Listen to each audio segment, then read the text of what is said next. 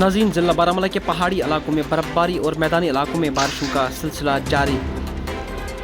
सियाहती मुकाम गुलमर्ग में 6 से 7 इंच ताज़ा बर्फबारी रिकॉर्ड, जबकि जिले के दीगर पहाड़ी और मैदानी इलाकों में 4 से 6 इंच ताज़ा बर्फबारी रिकॉर्ड की गई है।